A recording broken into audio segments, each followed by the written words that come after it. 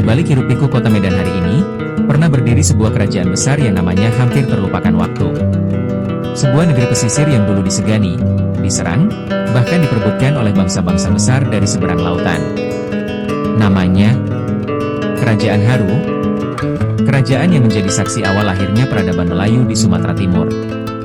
Dari sinilah kisah panjang Delhi hingga Medan bermula. Dan malam ini, kita akan menelusuri jejaknya dengan cara yang santai, tapi tetap berlandaskan sejarah.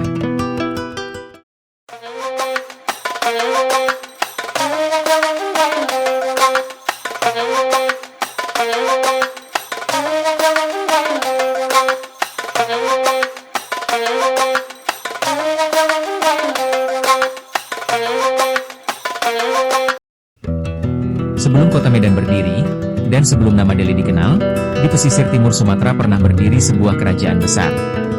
Namanya Kerajaan Haru, atau kadang disebut Aru. Sekarang namanya nyaris hilang dari buku sekolah, tapi di masa lalu, Kerajaan Haru tercatat dalam Kitab Negara Kertagama dan Laporan Pedagang Tiongkok.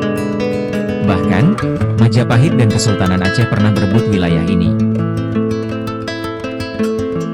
Kerajaan Haru diperkirakan berdiri sekitar abad ke-13 Masehi, di pesisir timur Sumatera Utara, wilayah yang sekarang dikenal sebagai Kabupaten Deli Serdang hingga kota Medan.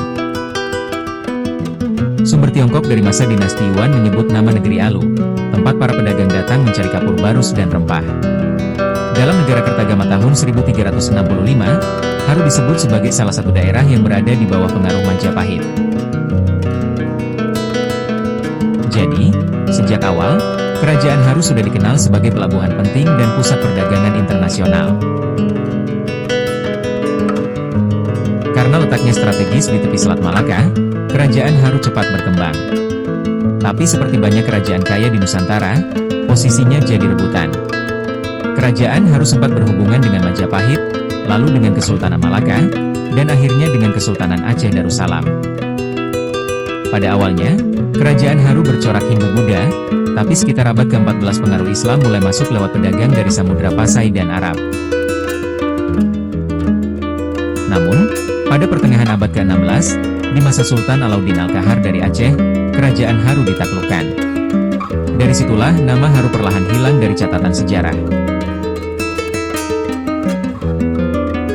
Meskipun Kerajaan Haru runtuh, wilayahnya tidak dibiarkan kosong. Aceh menempatkan pejabat-pejabatnya untuk mengatur daerah bekas Kerajaan Haru. Sekitar tahun 1630-an, Sultan Aceh mengutus seorang panglima bernama Tuanku Gocah Pahlawan, yang bergelar Laksamana Hoja Bintan. Ia bertugas untuk menata kembali pemerintahan dan masyarakat di bekas Tanah Haru. Bersama para pemuka adat setempat yang diyakini keturunan masyarakat Haru, Tuanku Gocah Pahlawan kemudian mendirikan Kesultanan Delhi. Tuanku Gocah Pahlawan pada awalnya membangun pusat pemerintahannya di Percut, sebuah kawasan di muara sungai yang kini masuk wilayah Deli Serdang. Namun seiring waktu, kekuasaan itu pindah ke pedalaman, ke Deli Tua, tempat yang kelak menjadi jantung Kesultanan Delhi. Jadi bisa dibilang, Delhi bukan kelanjutan langsung Haru, tapi berdiri di atas warisan tanah, masyarakat, dan adat lama Haru yang masih bertahan. Sampai sekarang, lokasi pasti pusat Kerajaan Haru masih jadi misteri.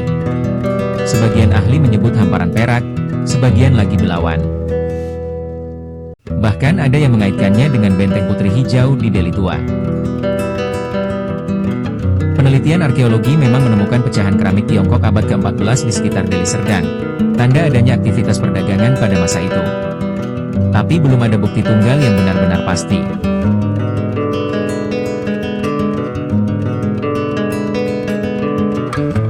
Kerajaan Haru mungkin sudah hilang dari peta.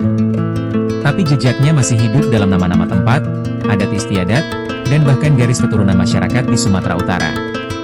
Sejarah Kerajaan Haru mengingatkan kita bahwa peradaban di Sumatera Timur bukan dimulai dari kolonialisme, tapi jauh lebih tua, dan pernah berjaya di panggung perdagangan dunia. Kadang, yang hilang bukan berarti lenyap. Hanya menunggu untuk ditemukan kembali. Dan begitulah kisah tentang Kerajaan Haru, kerajaan besar di pesisir timur Sumatera yang jejaknya kini hanya tinggal nama, namun pengaruhnya masih terasa dalam budaya, bahasa, dan bahkan silsilah kerajaan-kerajaan Melayu di Sumatera Utara. Dari kejayaan di pesisir Delhi hingga runtuhnya oleh serangan Aceh, sejarah harum mengajarkan kita satu hal, bahwa setiap peradaban punya masanya, tapi nilai dan identitas yang mereka tinggalkan, bisa hidup selamanya. Nah, kalau kamu suka cerita sejarah seperti ini, jangan lupa untuk klik tombol like, subscribe, dan nyalain lonceng notifikasi, biar kamu gak ketinggalan cerita-cerita sejarah Nusantara berikutnya.